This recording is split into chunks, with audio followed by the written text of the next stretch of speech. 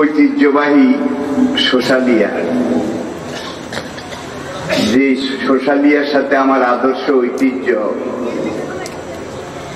আমার রূপ, আমার অন্তরাত্মার সম্পর্ক, আত্মীয়তার সম্পর্ক। এই সুবাদে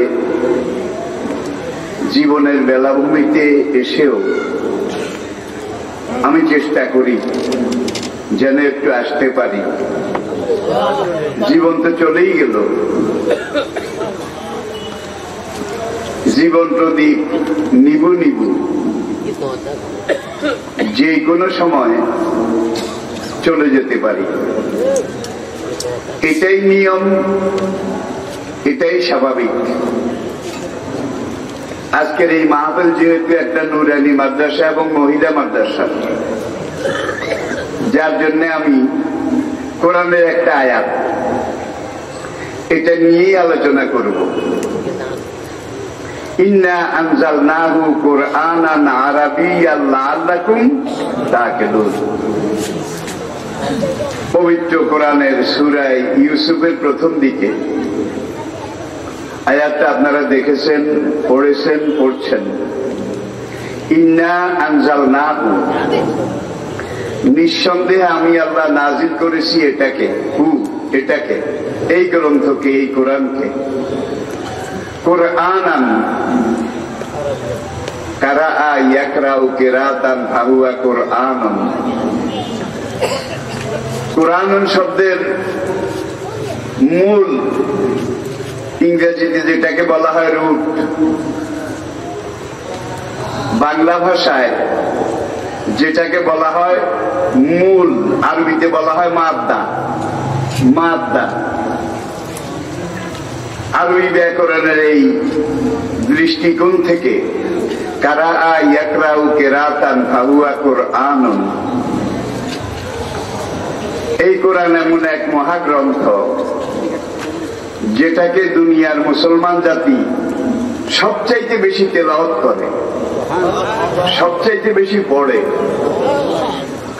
অন্যান্য ধর্মগ্রন্থ, তাওরাত বলুন, ইনজিল বলুন, জাবুর বলুন, বেদ বলুন, গীতা বলুন, উপনিষদ বলুন, ত্রিপিটক বলুন, সেসব ধর্মগ্রন্থ মন্দিরে না গেলে পাওয়া যায় না। কি তাদের মন্দিরে প্যাগোডা, গির্জায় না গেলে পাওয়া যায় না। তাও আবার যারা মন্দিরের পুরোহিত, মৌলভী সাহেব আর কি, মন্দিরের যারা পুরোহিত, একমাত্র তাদেরই ধরার অধিকার আছে, ছোঁয়ার অধিকার আছে, পড়ার অধিকার আছে। মন্দিরের ধর্মীয় নেতা ছাড়া আম জনতা, তাদের ধর্মের অনুসারী হলেও এই ধর্মগ্রন্থ ধরারও অনুমতি নেই, পড়ারও অনুমতি নেই, ছোঁয়ারও অনুমতি নেই। কিন্তু কোরআনটা ওপেন টু অল, পুরা দুনিয়ার মানুষের কাছে একটা উন্মুক্ত খোলা এনসাইক্লোপিডিয়া ব্রিটেনিকা, একটা বিশ্বগ্রন্থ এই কোরআন। আবার বলছি, ইন্না আনজালনাহু কুরআনান আরাবিয়্যান লাআল্লাকুম তা'কিলুন। আমি আল্লাহ এই কোরআনকে স্বচ্ছ, প্রাঞ্জল, ঝরঝরে মিষ্টি আরবি ভাষায় নাযিল করেছি, লাআল্লাকুম, যাতে করে তোমরা এটাকে সহজে বুঝতে সক্ষম হও। আবার আরেক জায়গায় দেখুন, বিলিসানিন আরাবিয়্যিন মুবিন। এই মহাগ্রন্থ আল কোরআন আমি রব্বুল আলামিন স্বচ্ছ, প্রাঞ্জল আরবি ভাষায় নাযিল করেছি। আবার এই কোরআনের দিকে তাকান, আমি এই কোরআন নাযিল করেছি, নাহনু নাযালনা যিকরা ওয়া ইন্না লাহু লাহাফিজুন। আমি আল্লাহ স্বয়ং এই পবিত্র কোরআন নাযিল করেছি, এই জিকির, এই দিন, এই উপদেশ নাযিল করেছি। ওয়া ইন্না লাহু লাহাফিজুন। আর কিয়ামত পর্যন্ত এই কোরআনকে হেফাজত করার দায়িত্ব আমি আল্লাহ আমার নিজের হাতে রেখেছি।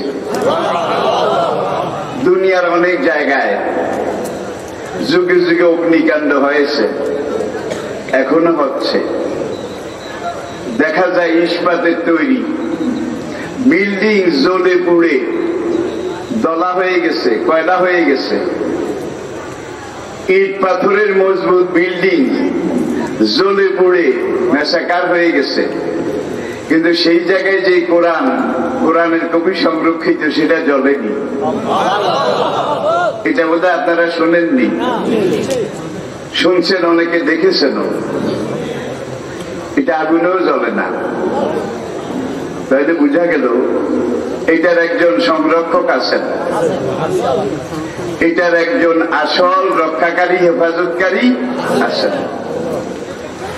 সম্প্রতি বাংলাদেশে, পুরা মুসলিম বিশ্বে একটা ইস্যু, বার্নিং ইস্যু, সেটা হলো পার্শ্ববর্তী ভারতের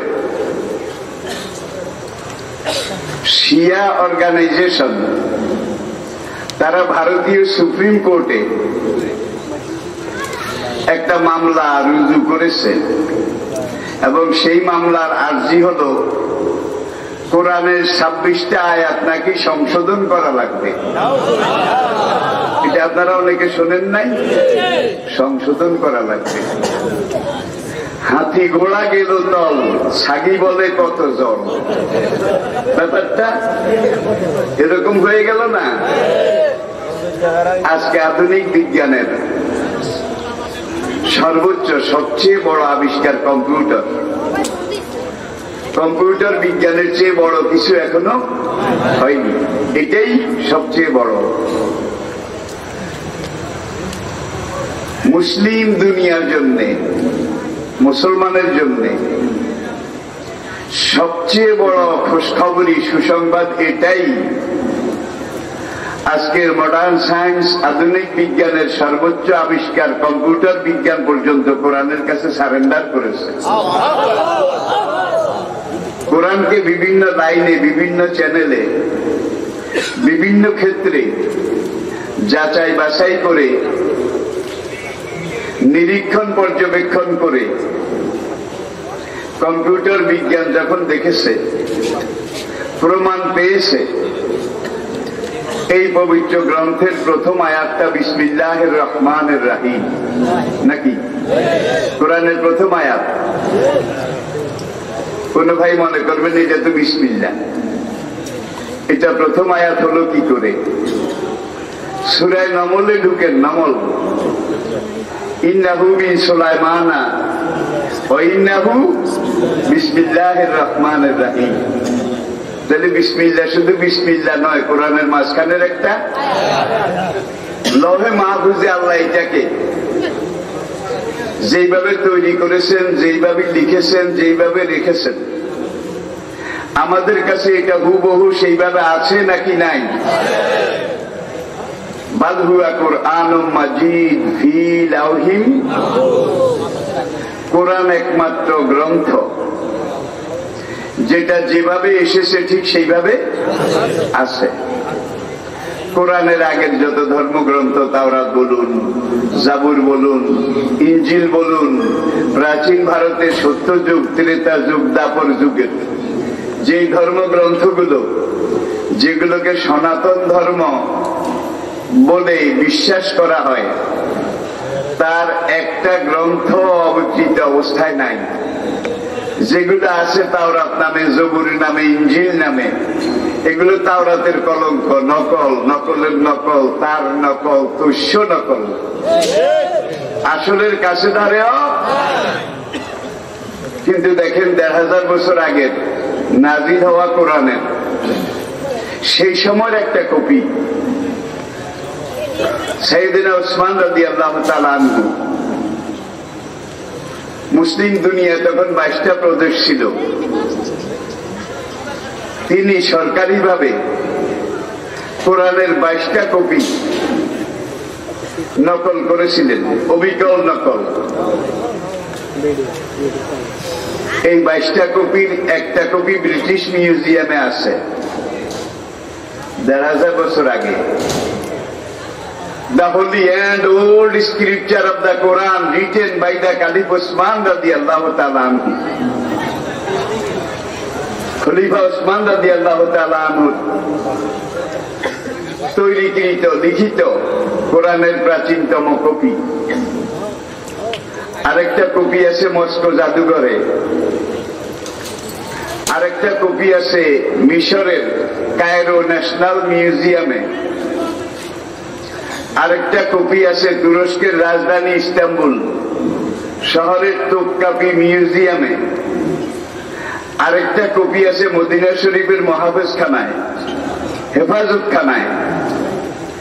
সেই যে ১,৫০০ বছর আগের কপিগুলো, সেগুলোর সাথে আপনার ঘরের কপিটা মিলে নাকি মিলে না? একটা জবর বোধ হয়, বেশ কম আছে, একটা যজম, একটা নুক্তা, একেবারে হুবহু একমাত্র মহাগ্রন্থ কোরআন যেইভাবে এসেছে সেইভাবে আছে। কম্পিউটার যখন দেখলো বিসমিল্লাহির রহমানির রহিম কোরআনের প্রথম আয়াত, এখানে আরবি অক্ষরের সংখ্যা 19টা। কয়টা? 19টা আরবি অক্ষর। আজকে বাড়িতে গিয়ে একটু গুনে নেবেন। কোরআনের আরেক জায়গায় আল্লাহ পাক ইরশাদ করেছেন ওয়া আলাইহা 19, ওয়া আলাইহা 19। কম্পিউটার বিজ্ঞান পুরা কোরআনকে কম্পিউটারাইজ করেছে, করার পরে তারা দেখেছে মহাগ্রন্থ আল কোরআন এমন এক মহাগ্রন্থ, যে মহাগ্রন্থের সূরার সংখ্যার যোগফল 19 দিয়ে ভাগ করলে মিলে যায়।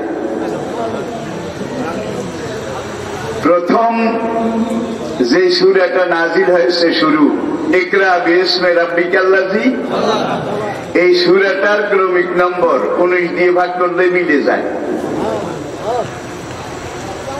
ইকরা বিসমি থেকে শুরু করে পঞ্চম আয়াতের শেষ আল্লামাল ইনসানা মা লাম, এখানে যে কয়টা আরবি অক্ষর আছে এগুলার যোগফল 19 দিয়ে ভাগ করলে মিলে যায়।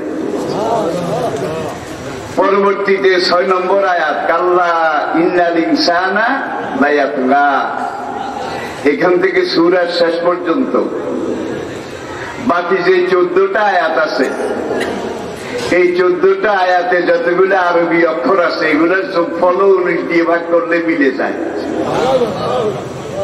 তাহলে প্রথম 5 আয়াত ইকরা বিসমি থেকে আল্লামাল ইনসানা মা লাম ইয়ালাম, এখানে 5 আয়াত।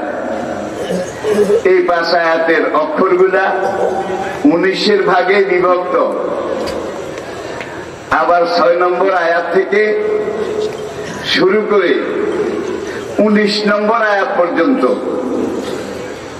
এখানে যে 14টা আয়াত আছে, ছোট ছোট 14টা আয়াত, এই আয়াতে যে আরবি অক্ষরগুলো আছে এগুলোর যোগফল 19 দিয়ে ভাগ করলে মিলে যায়।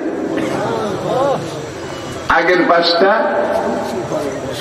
আর পরের 14টা কত কত 19। দেখুন শুধু এখানে নয়, 30 বার কোরআনে আলিফ অক্ষর যতবার আছে, যত হাজার বার আছে আলিফ, আলিফের যোগফল 19 দিয়ে ভাগ করলে মিলে যায়। বা যত হাজার বার আছে বায়ের যোগফল 19 দিয়ে ভাগ করলে মিলে যায়। তা যত হাজার বার আছে তার যোগফল 19 দিয়ে ভাগ করলে মিলে যায়। এইভাবে ইয়া পর্যন্ত প্রত্যেকটা অক্ষরের যোগফল 19 দিয়ে ভাগ করলে মিলে যায়। এখন কেউ যদি আলিফ একটা বাড়ায়, কেউ যদি বা একটা কমায়, তাহলে কম্পিউটার রেড সিগন্যাল দেবে, this is wrong, this is wrong, this is wrong, this is not correct. Computer বিজ্ঞান অল্পতে কোরআনের কাছে সারেন্ডার করেনি। ১,৫০০ বছর আগে অক্ষর জ্ঞানহীন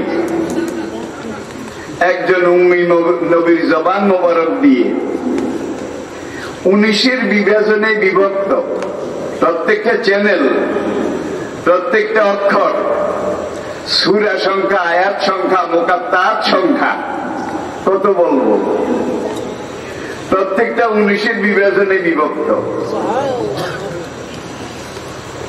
পাটিগণিতের কত জটিল, কত কঠিন হিসাব। একটা সূরা আছে আল হাদিদ, আল হাদিদ। এই সূরাটা কোরআনের মাঝখানে সূরা, মোট সূরা সংখ্যা 114। সূরা হাদিদের ক্রমিক নম্বর 57। তাহলে 57 এটারও 19 দিয়ে ভাগ করলে মিলে নাকি মিলে না? মিলে তো। এরপরে আসলে 114-র মাঝখানে সূরা আল হাদিদ, দি আয়রন লোহা। এই সূরাটার মাঝখানে এক আয়াতে আল্লাহ পাক ইরশাদ করেছেন, ওয়া আনজালনাল হাদিদ ফীহি বাসুন শাদীদ। আমি লোহা সৃষ্টি করেছি, আর এই লোহার মধ্যে মানব জাতির জন্য সবচেয়ে বড় শক্তি আমি আল্লাহ রেখে দিয়েছি। এমন এক সময় এই আয়াত নাযিল হয়েছিল যখন মানুষ লোহার ব্যবহার বলতে কিছু কাটাকুটা করার জিনিস, যুদ্ধ করার জন্য কিছু তলোয়ার, কিছু ঢাল, বর্ষা, তীরের ফলা, এর অতিরিক্ত আর কিছুই জানতো না। লোহার ব্যবহার বলতে দূর। সেই সময় কোরআন যখন ফীহি বাসুন শাদীদ, এই লোহার মধ্যে আমি আল্লাহ দুনিয়ার সবচেয়ে বড় শক্তি রেখে দিয়েছি, 1500 বছর পরে আজকে দুনিয়া স্বীকার করেছে, দেখতে পেয়েছে বর্তমান বিশ্বে লোহার ব্যবহার যেই জাতি যত ভালো জানে, লোহার ব্যবহার যেই জাতি যত বেশি জানে, সেই জাতি সবার উপরে সবচেয়ে বড় শক্তিশালী। ঠিক কিনা বলেন? বাসন শাদীদ। তাহলে আপনি যুদ্ধাস্ত্র বলেন, যুদ্ধ বিমান বলেন, যুদ্ধ জাহাজ বলেন, যুদ্ধের গোলা বারুদ বলেন, সাজোয়া গাড়ি বলেন, ট্যাঙ্ক বলেন, ক্ষেপণাস্ত্র বলেন, যেগুলো দিয়ে এইভাবে দুশ্মনের মোকাবিলা করা হয় এবং করা যায়, এগুলো 1000 বছর আগে তো মানুষের কল্পনার কাছেও ছিল না। কিন্তু 1000 বছর আগে কোরআন বলেছে এর মধ্যে আমি সবচেয়ে বড় শক্তি রেখে দিয়েছি। আজকে দুনিয়া দেখলো, স্বীকার করলো, লোহার ব্যবহারে যেই জাতি যত দক্ষ, সেই জাতি তত বেশি শক্তিশালী। শৌর্যে বলেন, বীর্যে বলেন, অর্থে বলেন, বিত্তে বলেন, সম্পদে বলেন, সামরিক দিক দিয়ে বলেন, যত দিক দিয়ে বলেন, লোহা ছাড়া বর্তমান সভ্যতার কোনো কিছু কল্পনাও করা যায় না। ঠিক কিনা বলেন? তাহলে 114টা সূরার মাঝখানে 57 নম্বর সূরা, এর শানে নজুল আবার কি? তাফসীর কারকগণ এটাকে খুঁজতে গিয়ে এটা ব্যাখ্যা করে পেয়েছেন সূরা আম্বিয়া 32 নম্বর আয়াত। আই রিপিট, সূরা আম্বিয়া 32 নম্বর আয়াত। সেখানে আল্লাহ পাক ইরশাদ করেছেন, আমি এই দুনিয়ার চারিদিকে এমন একটা অদৃশ্য ছাদ তৈরি করে রেখেছি, আমি এই পৃথিবীর চতুর্দিকে এমন একটা অদৃশ্য বলয় তৈরি করে রেখেছি, যাতে করে এই দুনিয়াটা প্রতিনিয়ত প্রতি মুহূর্তে ধ্বংসের মুখোমুখি না হয়। বিজ্ঞানীরা রিসার্চ করেছে এই আয়াতের উপরে, গবেষণা করে তারা স্বীকার করেছে মহাকাশে অনেক গ্রহ আছে, অনেক তারকা আছে, যেগুলা জ্বলতে জ্বলতে পুড়তে পুড়তে আলো শেষ হয়ে গেছে, এখন পোড়া কয়লা, পোড়া লোহার মতো। যেগুলো আলো শেষ হয়ে যায় সেগুলোকে মহাকাশ মহাশূন্য জগৎ আর ধারণ করে না, লালন করে না, সেগুলো নিচের দিকে পড়ে। এটার মধ্যে লক্ষ কোটি টন ওজনের নক্ষত্র আছে, জ্বলে আলো টালো। ১,০০০ বছর আগে কোরআনের দিকে তাকান, ওয়াইজাল কাওয়াকিবুন তাসারাত, আসমানের নক্ষত্রগুলো যেদিন তার আলো পর্যন্ত হারিয়ে পোড়া কয়লার মতো হয়ে যাবে, আলো উজ্জ্বলতা হারিয়ে ফেলবে, যেগুলো আলো উজ্জ্বলতা হারিয়ে ফেলে সেগুলো নিচের দিকে পড়ে। যখন পড়ে প্রতিনিয়ত প্রতিনিয়ত পড়তে থাকে, আর এই জমিনের চতুর্দিকে ১০,০০০ কিলোমিটার ১০,০০০ কিলোমিটার ১০,০০০ কিলোমিটার পুরু ডবলস আল্লাহ পাক একটা গ্যাসীয় বলয় সৃষ্টি করেছেন। গ্যাস, শুধু গ্যাস। ওই পোড়া নক্ষত্র, গ্রহ কণা এগুলো যখন নিচের দিকে পড়ে, এই ১০,০০০ কিলোমিটারের গ্যাসীয় বলয়ের মধ্যে যখন আসে, তখন ওই গ্যাসের পাওয়ারে এগুলো সেখানে বিলীন হয়ে যায়, পৃথিবীতে পড়তে পারে না। ভাই একটা যদি পড়তো তাইলে আর বড় কথা এটা কারো থাকতো না। বিজ্ঞানীরা এইটাকে গবেষণা করে বলেছে, এটার নাম ওজোন স্তর। ওজোন স্তর আল্লাহ পাক এই জমিনকে এমন ভাবে হেফাজত করেছেন যাতে করে প্রতিনিয়ত লক্ষ কোটি কোটি কোটি কোটি নক্ষত্র পুড়ে যাওয়া তারকারাজ এগুলো জমিনের দিকে পড়তে থাকে। নাসা, আমেরিকার সবচেয়ে বড় গবেষণা কেন্দ্র, তারা কিছুদিন আগে একটা পরিসংখ্যান দিয়েছে, মহাশূন্য থেকে একটা গ্রহকণা দ্রুত পৃথিবীর দিকে আসতেছে। এটা এমন ভাবে আসতেছে যেটা জমিনে পড়তে আর বেশি দেরি নাই। এইটা যদি জমিনে পড়ে, কোথায় যাবে আমেরিকা, কোথায় যাবে লাতিন আমেরিকা, কোথায় যাবে বাংলাদেশ, কোথায় যাবে ভারত, কোথায় যাবে সুপার পাওয়ার, কারো কোনো অস্তিত্ব থাকবে না। তারা এটা নিয়ে খুব টেনশনে ছিল। কয়েক মাস পরে দেখা গেল সেটা ঠিকই এসেছে, কিন্তু ওই ওজোন স্তর এখানে আসার পরে সেটা বিলীন হয়ে গেছে। কোরআনের দিকে একটু তাকান। সুতরাং আমাদেরকে কোরআন শিখতে হবে, আমাদেরকে কোরআন বুঝতে হবে, আমাদের ছেলে মেয়েদেরকে কোরআন শিখাতে হবে। রাজি আছেন? কোরআনের শিক্ষাটাই প্রকৃত শিক্ষা। কোরআনের শিক্ষাই মানুষকে প্রকৃত মানুষ বানায়। আর জাওফুল্লাযী লাইসা ফীহি শাইউম মিনাল কুরআন কাবাইতিন খারাপ, যেই পেটে দুনিয়ার সব বিদ্যা আছে কিন্তু কোরআনের বিদ্যা নাই, কাবাইতিন খারাপ। সেই দিলটা, সেই অন্তরটা একটা বিরান বাড়ি, ছাড়া বাড়ি, মানুষ্যবিহীন বাড়ি। এরপরে আসেন আপনি, আমি, আমরা মরে যাব। কুল্লু নাফসিন, আমাদের আগে যারা তারাও চলে গেছে। ইন্নাকা মাইয়িতুন ওয়া ইন্নাহুম মাইয়িতুন, সব চলে যাব। কিন্তু মহান রব্বুল আলামিন এই মহাগ্রন্থ আল কোরআনে সর্বশেষ ওহী। কোরআনের পরে কিন্তু আর ওহী নাই, ওহীর দরজা বন্ধ। কোরআনে এমন এমন ভাবে এমন কিছু দিয়েছে কিয়ামত পর্যন্ত, যেটা লংজিভিটি আছে, ফিটনেস আছে, গ্রহণযোগ্যতা আছে। কিয়ামত পর্যন্ত এটা টিকে আছে, টিকে থাকবে। দ্বিতীয় বিশ্বযুদ্ধ শেষ হওয়ার পরে, সেকেন্ড ওয়ার্ল্ড ওয়ার, দ্বিতীয় বিশ্বযুদ্ধ শেষ হওয়ার পরে গত শতাব্দীর সর্বশ্রেষ্ঠ বিজ্ঞানী, তাকে সাংবাদিকেরা জিজ্ঞাসা করেছিল,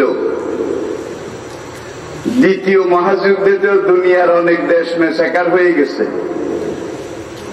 সেই জাপান, হিরোশিমা নাগাসাকি, আর জাপান কিন্তু বর্তমান বিশ্বে তথ্য প্রযুক্তির দিকে সবার উপরে,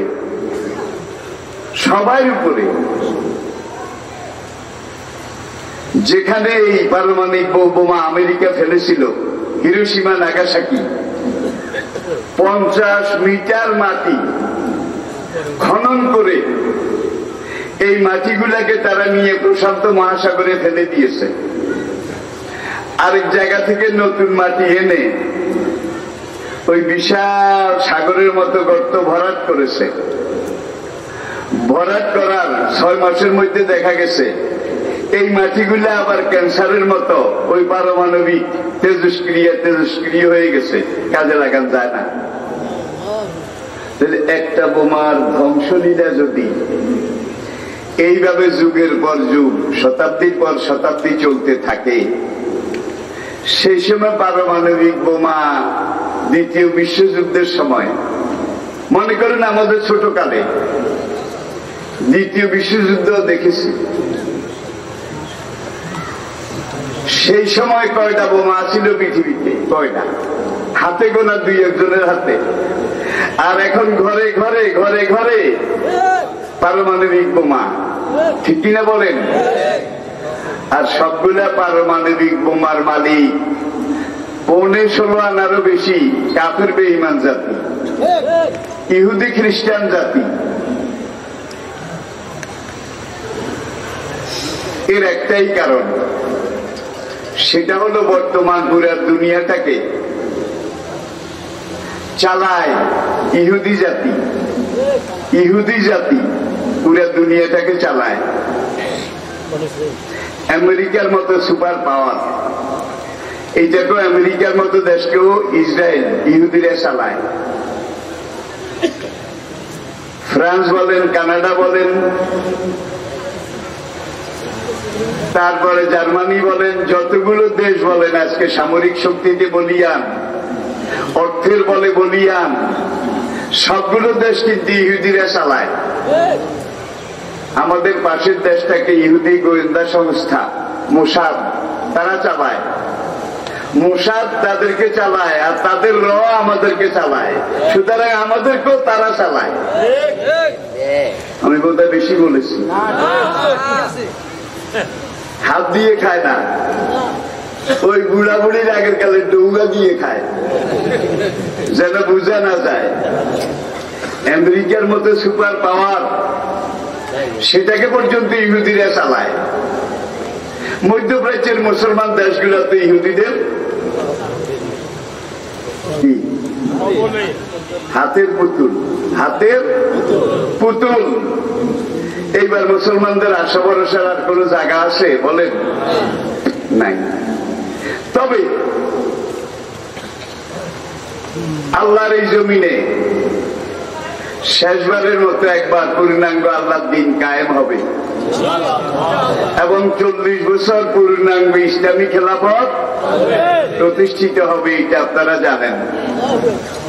সেই সংঘাতটা হবে ইহুদিদের নেতা দাজ্জাল ইমাম মাহদী আর ঈসা আলাইহিস সালামের সঙ্গে। তো বলছিলাম, দ্বিতীয় বিশ্বযুদ্ধের পরে গত শতকের শতাব্দীর শ্রেষ্ঠ বৈজ্ঞানিক, তাকে জিজ্ঞাসা করা হলো, দ্বিতীয় বিশ্বযুদ্ধতে দুনিয়াতে একেবারে প্রায় মেসাকার হয়ে গেছে, তৃতীয় বিশ্বযুদ্ধ যদি লাগে দুনিয়ার অবস্থা কেমন হবে? তখন ওই বিজ্ঞানী বলেছিলেন, তৃতীয় বিশ্বযুদ্ধ এইটা কি হবে, কি দিয়ে হবে, কেমন হবে, এটা আমি বলতে পারবো না। তবে চতুর্থ বিশ্বযুদ্ধ যেটা হবে এবং হক আর বাতিলের চূড়ান্ত ফয়সালা হবে, সেই যুদ্ধটা হবে লাঠি ইটার পাথর, লাঠি ইটার। তাইলে বুঝা গেল যত পারমাণবিক বোমা, আণবিক বোমা, এইটা সেটা সব খেলা শেষ, খেল খতম। আজকে তো যুদ্ধ হয় না, কলে মানুষ মারে, কলে মানুষ মারে। সত্যিকার যুদ্ধ যদি হয় তাহলে মুসলমান একজন কাফের 100 জনের সমান নয়। কোরআনের কথা, সূরা তাওবা আপনারা পড়ে দেখুন। সেই বিজ্ঞানী, তার মূল্যায়নটা আমার খুব পছন্দ হয়েছে। আপনাদের অসুবিধা হয়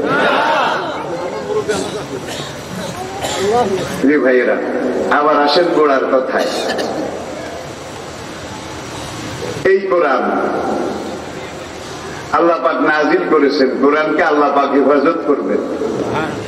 আর এই কোরআন হচ্ছে মুসলিম দুনিয়ার, মুসলিম জাতির কিয়ামত পর্যন্ত রক্ষা কবচ, সেফ গার্ড।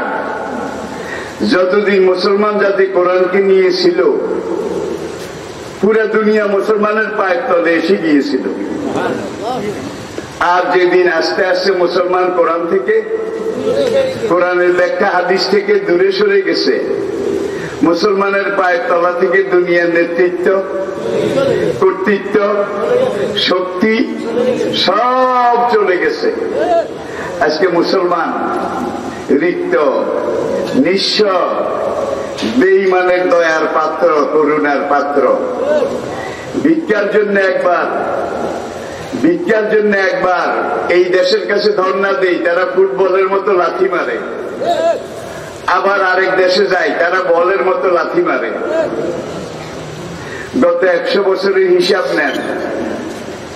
এই গত 100 বছরে, বিশেষ করে বর্তমান সময়ে, মুসলমান জাতি, এই জাতিটাকে শেষ করার জন্য, ইসলামকে খতম করার জন্য সারা দুনিয়ার ইহুদি, খ্রিস্টান, মুশরিক তারা এক হয়েছে।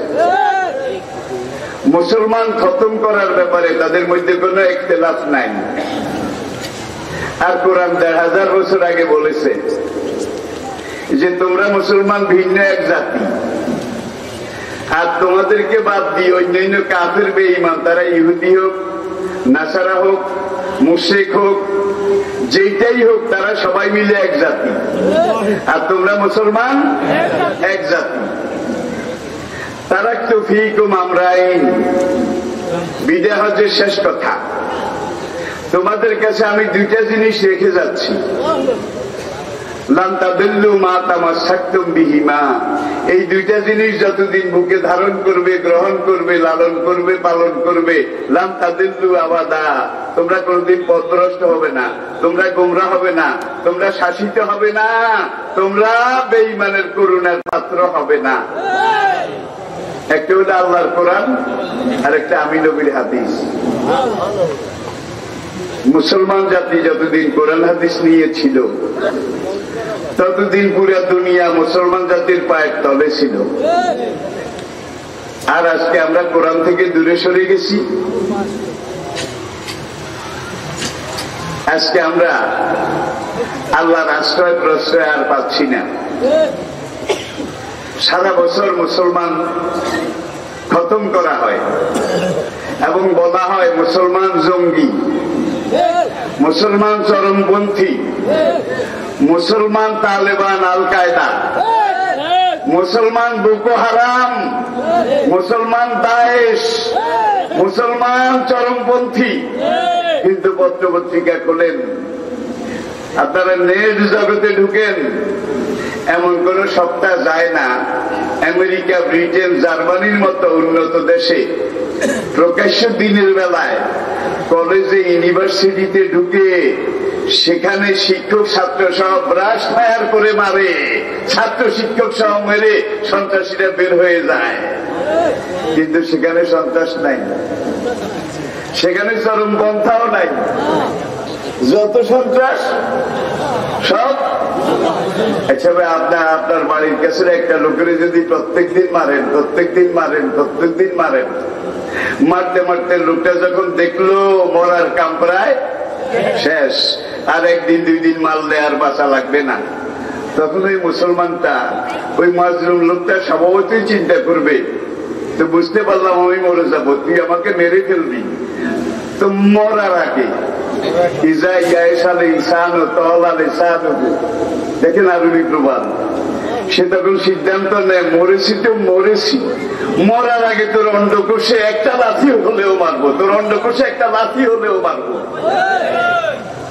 কাশ্মীরের মুসলমানরা আজকে রুখে দাঁড়িয়েছে, ফিলিস্তিনের মুসলমানরা রুখে দাঁড়িয়েছে, ঠিক কিনা বলেন?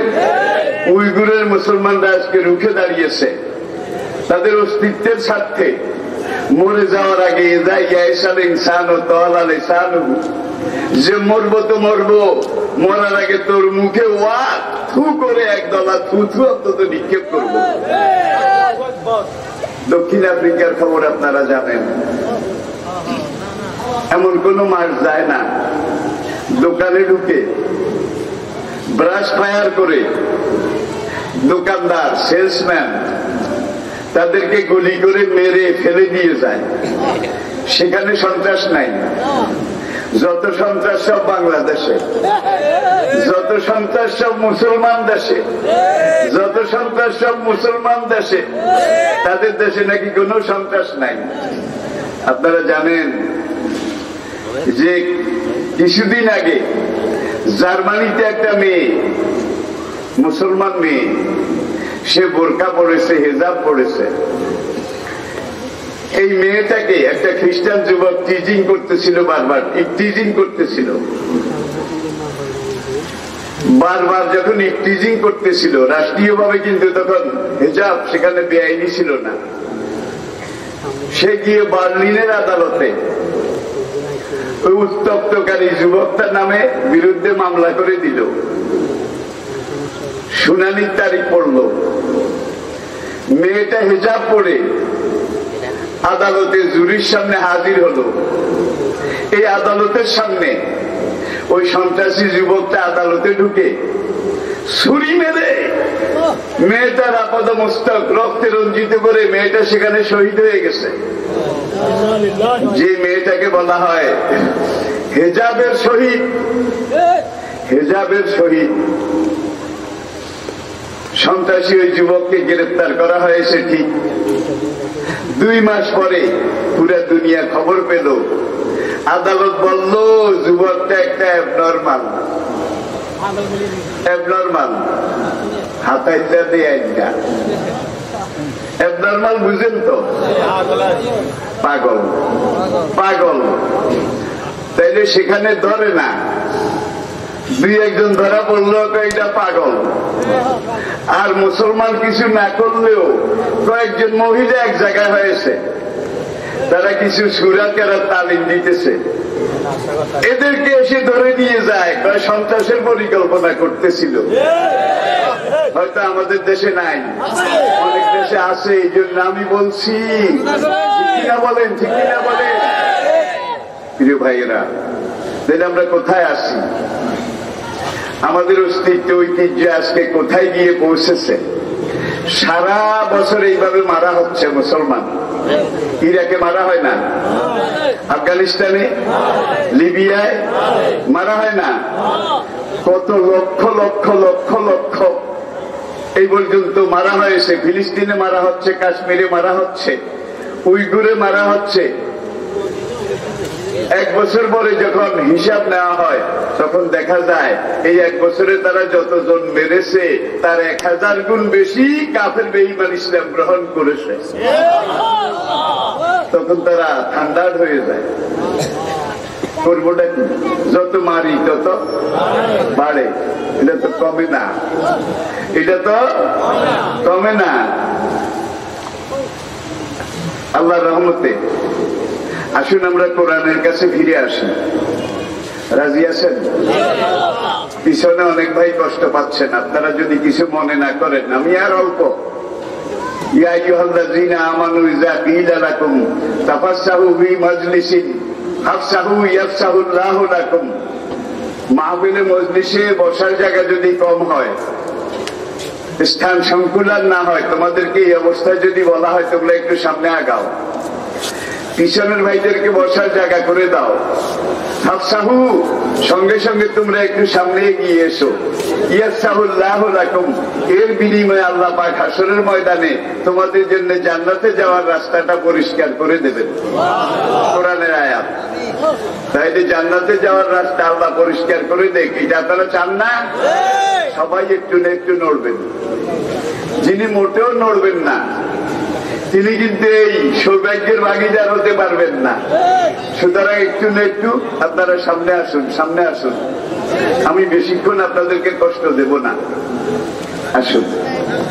তাহলে দুনিয়াতে অনেক ভাষা আছে নাকি নাই? অনেক ভাষা আছে। জাতিসংঘের হিসাব অনুযায়ী বর্তমান পৃথিবীতে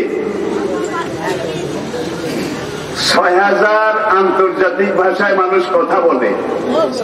৬,০০০ আন্তর্জাতিক ভাষায় মানুষ কথা বলে। তার মধ্যে বাংলা আছে, ইংরেজি আছে, আরবি আছে, উর্দু আছে, এটা আছে, সেটা আছে। এর মধ্যে আপনি একটু দেখুন ভাষাগত দিক থেকে আরবি ভাষার বয়স কত, কি? ইংরেজি ভাষা কিন্তু বেশি দিন আগের না,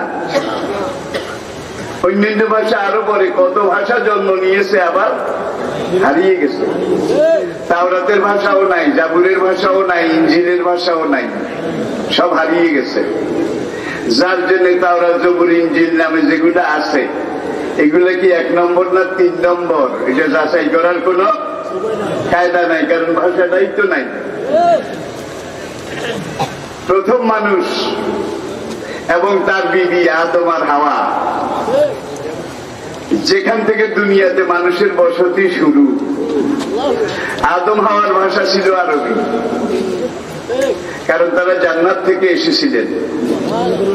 আহাবুল আরবি আলে সালাস লিআন্নি আরবি আল কুরআন আরবি আল লিসানু আহলিল জান্নাতে আরবি। আদম আলাইহিস সালাতু ওয়াস সালামের 10th জেনারেশন, 10ম প্রজন্ম, নূহ আলাইহিস সালামের ভাষা ছিল আরবি। আবার নূহ আলাইহিস সালাতু ওয়াস সালামের পরবর্তী 9ম প্রজন্ম, আদমের 19তম জেনারেশন, সাইয়েদনা ইব্রাহিম আলাইহিস সালাতু ওয়াস সালাম, তার ভাষাও ছিল আরবি। এইভাবে আস্তে আস্তে দেখা যায় দুনিয়াতে মানুষ যেদিন এসেছে, যখন এসেছে, সেই থেকে আরবি ভাষা দুনিয়ার সবচাইতে পুরানো ভাষা। এনসাইক্লোপিডিয়া ব্রিটানিকা খুলুন, সেখানে তারা সোনার অক্ষরে লিখে রেখেছে, Arabic is the oldest and richest language of the world. এই ধরা পৃষ্ঠে দুনিয়ার বুকে একমাত্র প্রাচীন ভাষা, পুরানো ভাষা, একমাত্র সমৃদ্ধ ভাষা, যেই ভাষা, সেই ভাষাটার নাম আরবি। আরবি ভাষার মধ্যে এত মাল মশলা আছে ভাই, যেটা অন্য কোন ভাষার মধ্যে নাই। আপনারা অভিধান খুলুন, মুজামুল বসিত খুলুন, লিসানুল আরব খুলুন। এই ডিকশনারি গুলা মুসলমানের লেখা না, অমুসলমানদের লেখা। তারা একটা ওয়ার তর্জমা, একটা লামের তর্জমা, শত শত রকম করেছেন একটা ওয়ার তর্জমা। কিন্তু বাংলাতে যদি অর্থ যদি, এটার বিকল্প কিছু নাই। আসেন, এখানে যে জিনিসটা আমাদের চিন্তা করা দরকার, সেই জিনিসটা হলো আরবি দুনিয়ার বুকে সবচেয়ে প্রাচীন এবং সবচেয়ে সমৃদ্ধ, রিচেস্ট, যেই ভাষার মাল মশলা বেশি, সেই ভাষাটার নাম হচ্ছে আরবি। আচ্ছা, কোরআনে আল্লাহ পাক আরবিতে উট শব্দের উল্লেখ করেছেন। আফালা ইয়ানজুরুনা ইলাল ইবিলি কাইফা খুলিকাত। এরা কি চিন্তা করে না উটের দিকে একটু খেয়াল করুক, তাকে আমি কিভাবে সৃষ্টি করেছি। এখন উঠে শানে নজরুল যদি আমি বলতে যাই আধা ঘন্টা লাগবে। কোন যানবাহন যখন ছিল না, উঠছিল মরুভূমির জাহাজ, আর মরুভূমিতে ধূলিঝড় সামুদ্রিক জলোচ্ছ্বাসের চাইতে মারাত্মক, যার জন্য আল্লাহ পাক উটের নাকের মধ্যে রাডার তুফান গড়ি ফিট করে দিয়েছেন। তুফান গড়ি উট কাফেলা রওনা করার আগে সর্দার উট, যেটা প্রথম কাতারের প্রথমটা, সদাগররা পূর্ব দিকে যাবে। এখন উট এইভাবে তিনবার নিঃশ্বাস টানে, কল্লা উঁচু করে তিনবার নিঃশ্বাস টেনে নিঃশ্বাস গিলার পরে চোখ বন্ধ করে। চোখ বন্ধ করে এখন যত চালায় পূর্ব দিকে যায় না, সে হয় এইদিকে যায়, না এইদিকে যায়, যত পিটায় এইদিকে যায় না। পরিণামে দেখা গেছে উট যেদিকে যাইতে চায় নাই সেই দিকেই মরুঝড়, লুহাওয়া, বালিঝড়, ধুলিঝড়, সেখানেই 10 নম্বর সিগন্যাল। ঠিক কিনা বলেন? মরুভূমিতে পানি পাওয়া যায় না, যার জন্যে উটের পেটের ভিতরে আল্লাহ স্পেশাল পানির ট্যাঙ্কি এটা ফিট করে দিয়েছেন। যখন পানি পাওয়া যেত না, তখন উটের ওই সেকেন্ড ট্যাঙ্কি থেকে উট আর পানি না হলেও সেখান থেকে পানি এটা পান করে মরুভূমিতে চলতে পারত। একটা উটকে আপনি একদিন মেরেছেন, তার স্মৃতিশক্তি এত প্রখর, 50 বছর পরে কোন একটা মেলার মধ্যে, একটা মানুষের সমাগমের মধ্যে আপনি গেছেন, ওই উটটাও আসছে। হাজার হাজার লাখ লাখ মানুষ আসা যাওয়া করে, কিন্তু আপনি যে 50 বছর আগে ওকে অন্যায়ভাবে মেরেছেন, ঠিকই সে আপনাকে দেখে চিনে ফেলেছে, একটা কামড় দিয়ে আপনার একটা গোস্ত কেটে নিয়ে গেছে। এর দুঃখটা আপনারও মনে থাকবে। এত স্মার্টনেস, শার্পনেস মানুষের মন মানসিকতায়ও নাই। এবেল উট।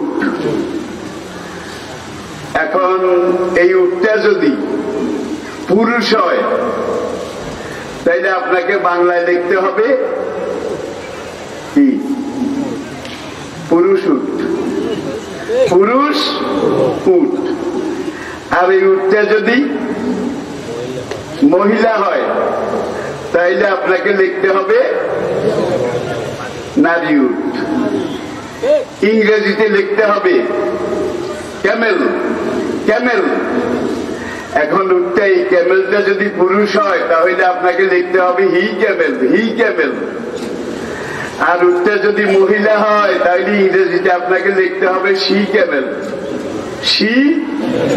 কিন্তু কোরআনের ভাষার দিকে তাকান, এই উট এবেল, এটা মধ্যে নর নারী সব আছে, উট জাতি। উটটা যদি পুরুষ হয়, তাহলে আপনাকে লিখতে হবে জামালুন, জামালুন। কোরআনের একটা আয়াতে আল্লাহ পাক বলেছেন, এইসব কাফের বেঈমান মুনাফিক, এরা কোনদিন জান্নাতে যেতে পারবে না। হাত্তা ইয়ালেজাল জামালু ফি সামিল খিয়াব, সূর্যের সেটা দিয়ে যদি উট আসা যাওয়া করতে পারে, তাইলে এই কাফের বেঈমানেরা বেহেশতে গেলেও যাইতে পারে। সূর্যের সেটা দিয়ে বোধহয় উট যাইতে পারবে?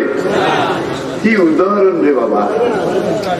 তাইলে জামালুন, হাত্তা ইয়ালেজাল জামালু ফি সামিল খিয়াব। তাহলে উটটা যদি পুরুষ হয়, তাইলে আপনাকে লেখা লাগবে না যে পুরুষ উট, লেখা লাগবে না নারী উট। জামালুন লিখলেই বুঝা যাবে এটা উত্তলা। আর এই উটটা যদি নারী হয়, তাইলে আপনাকে নারী উট, ফিমেল ক্যামেল লেখা লাগবে না। আপনাকে একটা কথায় লিখলে চলবে না কাতন, ফাকাল লাহুম রাসূলুল্লাহ নাকাতাল্লাহি ওয়া সুকিয়াহা। নাকাতুন শব্দের অর্থই হইল শহরের দিকে যারা গেছে, মহিষের মধ্যে যেটা পুরুষ সেইটারে ওরা কয় সেলা সেলা, আর মহিষের মধ্যে যেটা নারী সেইটারে ওরা কয় মাদাম। সেলা মহিষ, মাদাম মহিষ। কিন্তু দেখুন বাংলা ভাষায় জোড়া তালি লাগে, ব্র্যাকেটের মধ্যে লেখা লাগে, ইংরেজি ভাষাও লাগে, সব ভাষায় লাগে। একমাত্র কোরআনের ভাষা আরবি ভাষা এত রিচেস্ট, এত সমৃদ্ধ, এত মাল মশলা সম্পন্ন। এই নাকা মহিলা উটনিটা যদি 10 মাসের পরিপূর্ণ গর্ভবতী হয়, এই মহিলা উটনিটা যদি 10 মাসের পরিপূর্ণ গর্ভবতী, মানে এই বাচ্চা দেবে দেবে, তাইলে আপনাকে বাংলায় লিখতে হবে কি 10 মাসের পরিপূর্ণ গর্ভবতী নারী উটনি। ইংরেজিতে কি লেখা লাগবে? The she camel, the she camel, অথবা the female camel fully conceived for 10 months. এমন একটা মহিলা উটনি যেটা 10 মাসের পরিপূর্ণ গর্ভবতী, বা ইংরেজিতে লাগবে 1.5 লাইন, এটা বুঝাইতে হইলে বাংলায় লাগবে কমপক্ষে 1 লাইন। আর কোরআনের ভাষা আরবি ভাষায় ওয়াইজাল ইশারু উত্তেলাম। আমি প্রত্যেকটা কথার মধ্যে কিন্তু কোরআনে আয়াত সেট করতেছি। ওয়াইজাল ইশারু, এই ইশার শব্দটা আরবি কোরআনের ইশার শব্দটার অর্থ হইল 10 মাসের পরিপূর্ণ গর্ভবতী উটনি। ইশার, আর কিছু লাগবে না। তাহলে বুঝে গেল আরবি ভাষা। এটা আমরা শিখব। কবর হলো আমাদের অনন্ত পারলৌকিক জীবনের প্রথম থানা, প্রথম চেকপোস্ট। আহেবুল আরবি আলে সালাস, 3 কারণে আরবি শিখো। আরবি শিখাও, লেয়ান্নি আরবি, আমি মোহাম্মদ আরবি।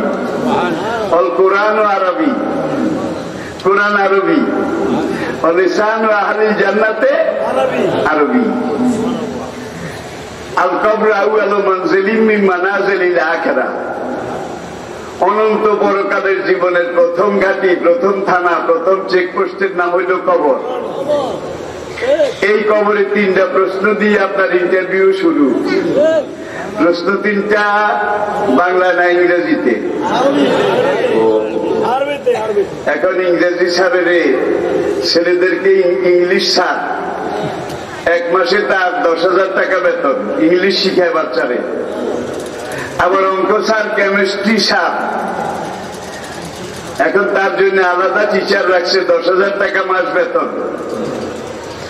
কোরআন শিখাবার জন্য একজন হুজুর এটা রাখে না।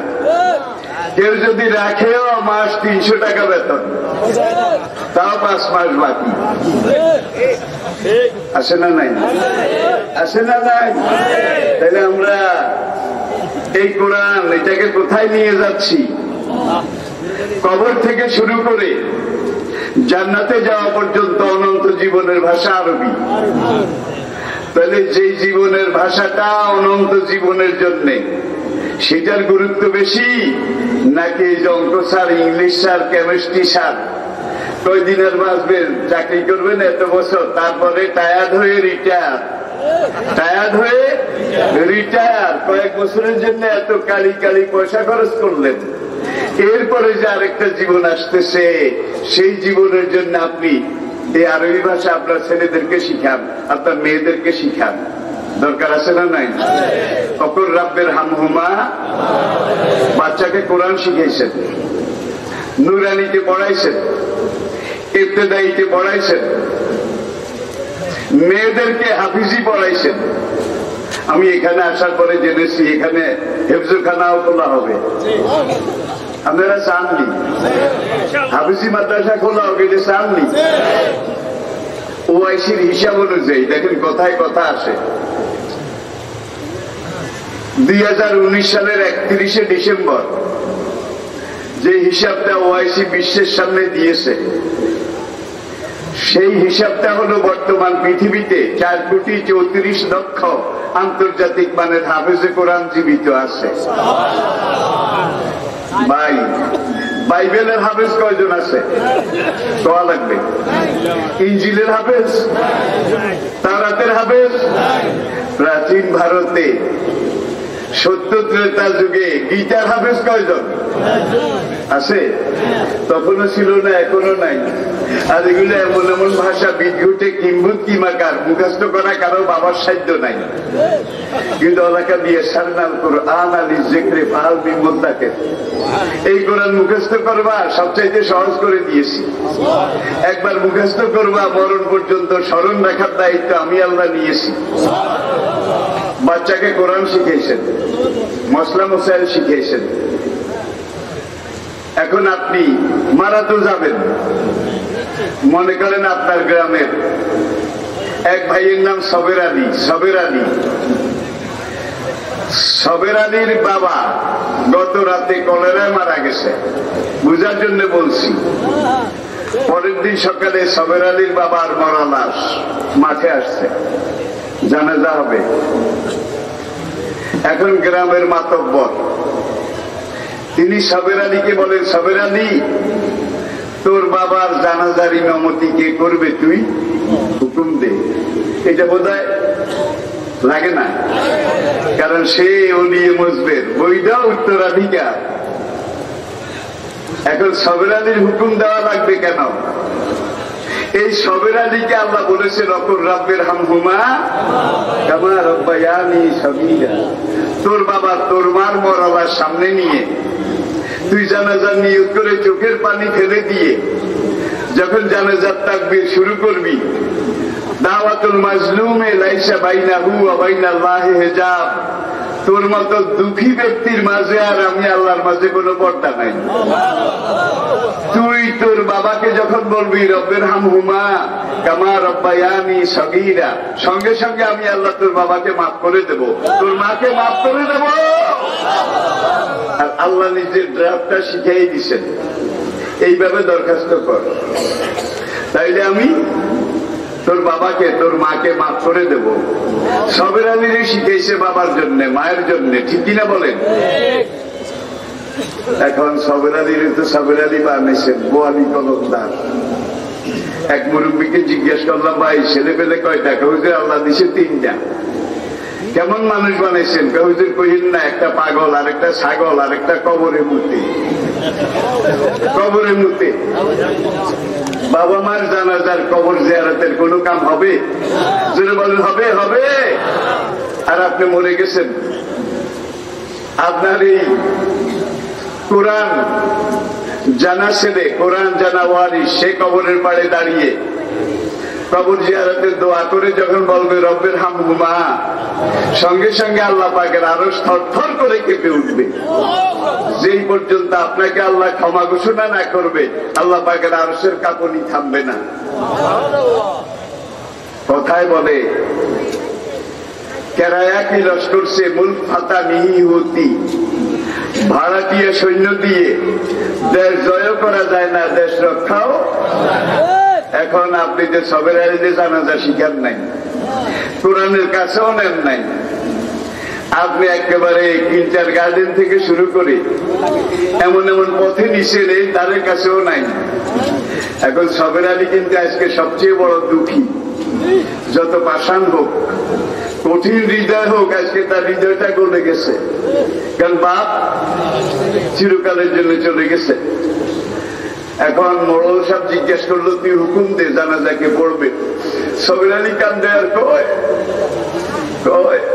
শোষালিয়ে বড় মসজিদের ইমাম সাহেব হুজুর, আপনি আমার বাবার জানাজাটা পড়েন। কয় আর কান্দে। আসে না নাই? আসে না নাই? কিন্তু সবের আলী হুকুম দেওয়ার অর্থ হইল হত্যা সবের আলীর নিজের। তোমার বাপ আজকে আল্লাহর আদালতে আসামি, তুমি নিজে মামলার ফাইল পুট আপ করো। তুমি এইভাবে দরখাস্ত করো, আমি মাফ করে দেব। এখন ইমাম সাহেবের তো এটা পেশা, এটা নেশা। ইমাম সাহেব জানাজাত খাড়াইছে, জানাজা শুরু হয়ে গেছে, 4 তাকবীরের 2 তাকবীর শেষ হয়েছে। মনে করেন যে এই রাতে সাবের আলী বাবা কলেরায় মারা গেছে, এই রাতে ইমাম সাহেবের মুরগি একটা শিয়ালে নিচ্ছে। ইমানদারি বলেন, ইমাম সাহেবের কি সাবের আলীর বাবার জন্য আফসোস বেশি না মুরগির জন্য? জোরে কন। হুজুরের যখন মুরগির কথা মনে উঠছে, হুজুরে কাহারে দুষ্ট শিয়াল কোথা থেকে আসলি, কি জাতের মুরগি, এতগুলা ডিম দিত, এতগুলা বাচ্চা নিয়ে আমার আঙ্গিনায় কিটকিট করে হাঁটতো, আমার মনটা ভরে যেত। মুরগি তো নিলি না, আমার কলিজাটা খসাই নিলি। আল্লাহু আকবার। সাবের আলীর বাপ হইল আরেকজন বেওয়ারিশ। সাবের আলীর বাপ বেহেশতের জায়গার দোজকে যাক, হুজুরে আলু আলুটি কিন্তু ঠিক আছে, ঠিক কিনা বলেন? এটা সাবের আলীর নিজস্ব ফাংশন। সুতরাং এমন সন্তান রেখে যেতে হবে যে সন্তান আপনি মরে যাওয়ার পরে আপনার জানাজা পড়াতে পারবে, আপনার কবরের পাড়ে দাঁড়িয়ে। হুজুর একজন ভাড়া আনছে, ভাড়া হুজুরে 100-500 টাকা দেবে, কামনে আমার বাবার কবরটা একটু খিলেন, খিলুন, বুঝলেন তো? বাবার কবরটা খিলেন। কিন্তু আপনারা আল্লাহ কইছে তুই নিজে খাড়া, খাড়াই অকর রাব্বের হাম হুমা, এটা ক লগে লগে আমি মাফ করে দেব। আরেকজন যদি খিলে যে মাফ করে দিব। ভাই কোন হুজুর আমার মন করে মনে কষ্ট নিয়েন না, কারো উপরে আমার কোন রকমের কিছু না, বুঝার জন্য আমি অবস্থাটা উল্লেখ করলাম। এবং আমার প্রত্যেকটা কথার সাথে কোরআন হাদিসের ডকুমেন্ট আছে, দলিল আছে।